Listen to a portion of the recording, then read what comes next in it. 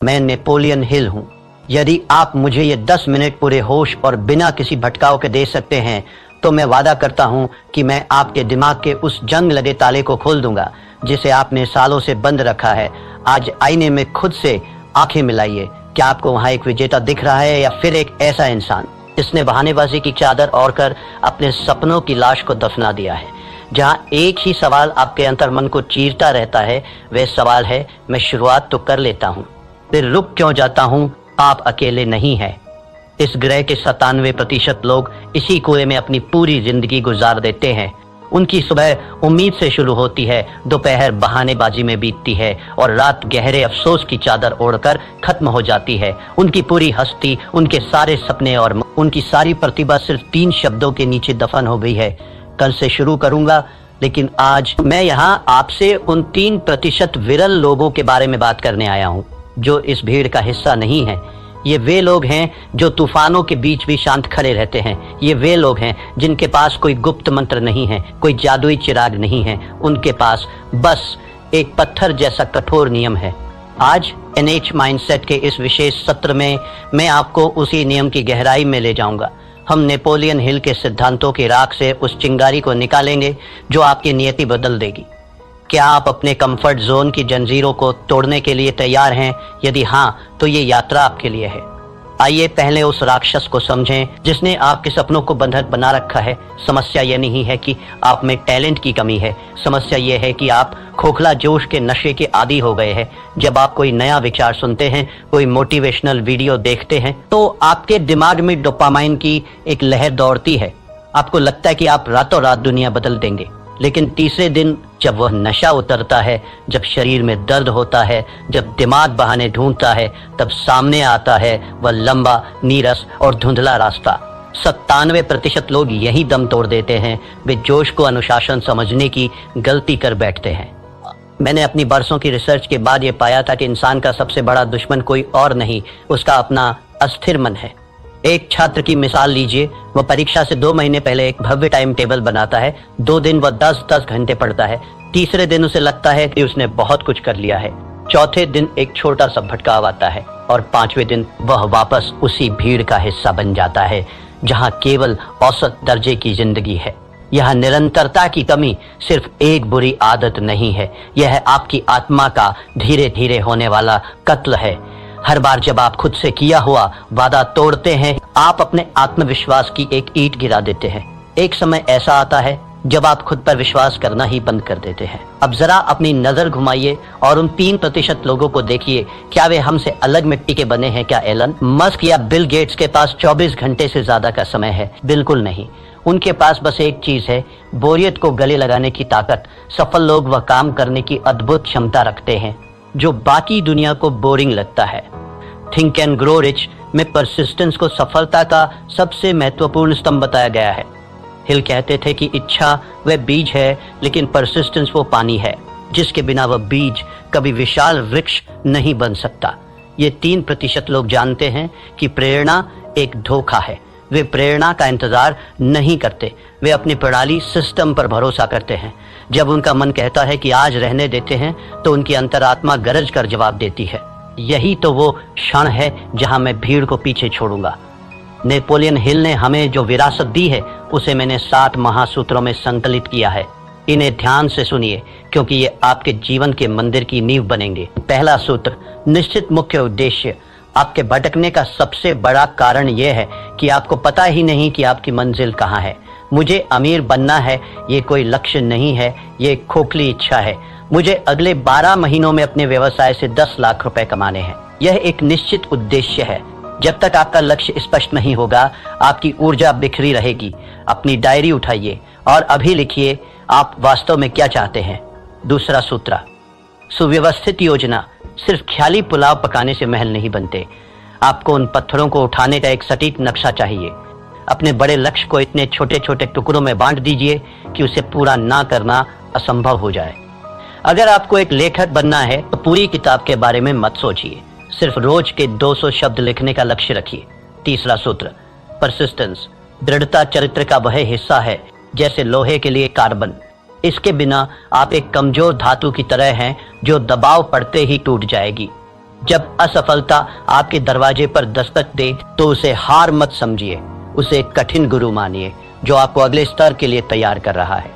चौथा सूत्र, the mastermind group Napoleon Hill का मानना था कि जब दो या दो से अधिक दिमाग एक साझा उद्देश्य के लिए मिलते हैं तो एक तीसरी अदृश्य शक्ति जन्म लेती है। अकेले चलना महानता की निशानी नहीं है। ऐसे लोगों के साथ जुड़िए जो आपसे बेहतर हों, जो आपको ऊपर खींच सके। पांचवा सूत्र, सबकॉन्शियस माइंड की शक्ति। आपका दिमाग एक उपजाऊ जमीन की तरह है।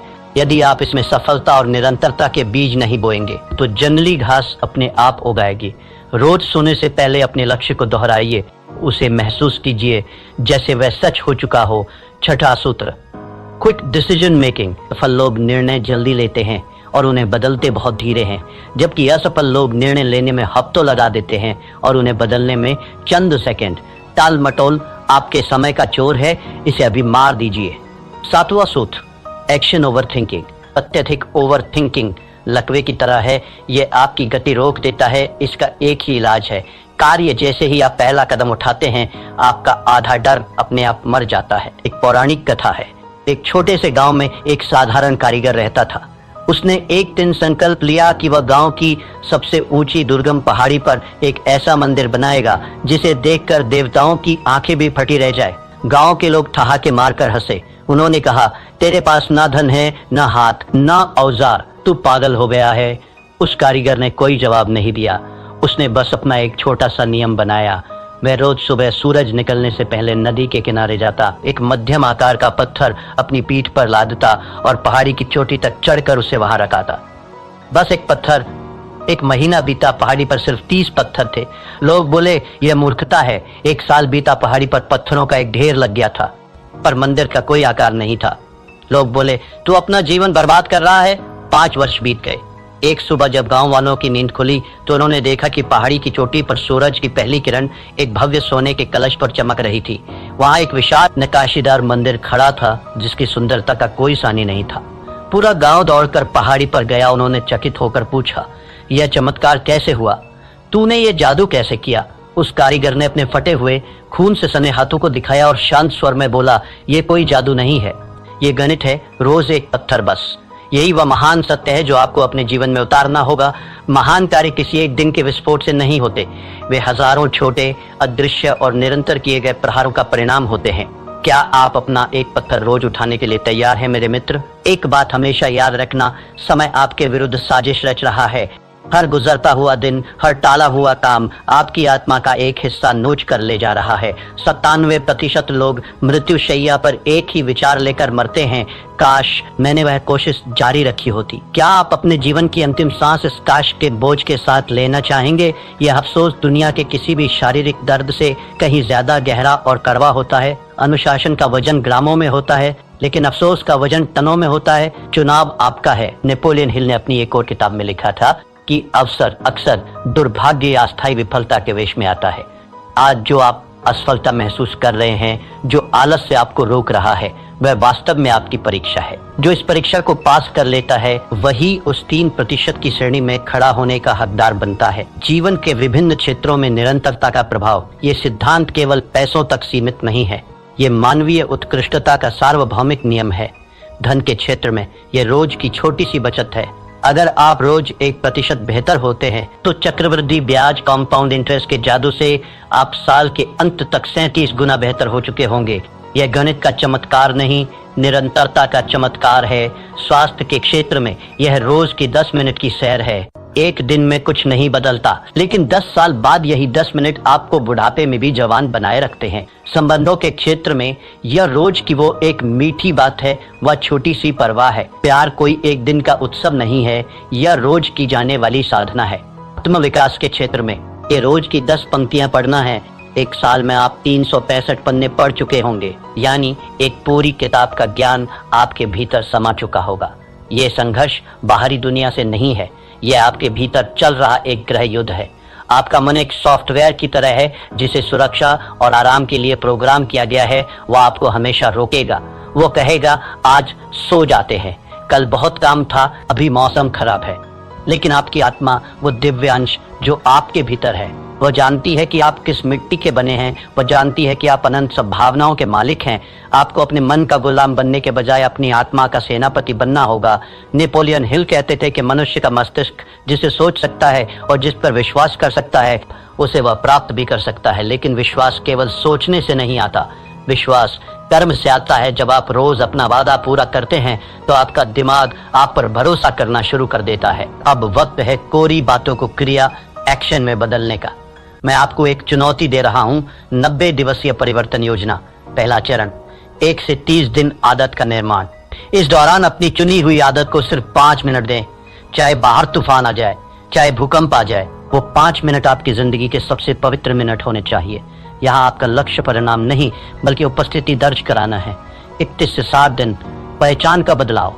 अब आप केवल वह काम कर नहीं रहे हैं, अब आप वह काम बन रहे हैं। खुद से कहिए, मैं वह इंसान हूं जो रोज व्यायाम करता है, मैं वो इंसान हूं जो रोज पढ़ता है। आपकी पहचान बदलने लगेगी। 61 से 90 दिन मोमेंटम का जादू। इस अवस्था में पहुंचते ही जादू शुरू होगा। अब आपको खुद को धक्का देने की जरूरत नहीं पड़ेगी। अब आप एक ऐसी ट्रेन की तरह हैं जो 100 मील प्रति घंटे की रफ्तार से दौड़ रही है। अब आपको रोकना नामुमकिन है। तो मेरे साथी यात्रियों, अब आप उस तिराहे पर खड़े हैं जहां से 2 रास्ते अलग होते हैं।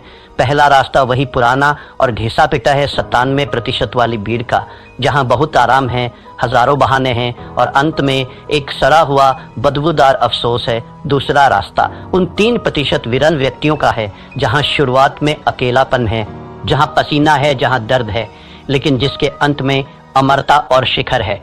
आपका दिमाग अभी भी आपके कान में फुसफुसा रहा होगा, कल से देख लेंगे भाई, आज रहने दे। उसे एक जोरदार मानसिक थप्पड़ मारिए, अपनी आत्मा की आवाज सुनिए, अपनी डायरी उठाइए और आज इसी वक्त अपने मंदिर का पहला पत्थर रखिए। याद रखिएगा, इतिहास उन्हें याद नहीं रखता जो शुरू करते हैं, इतिहास उन्हें याद रखता है जो खत्म करते हैं। आज का यह दिन फिर कभी वापस नहीं आएगा।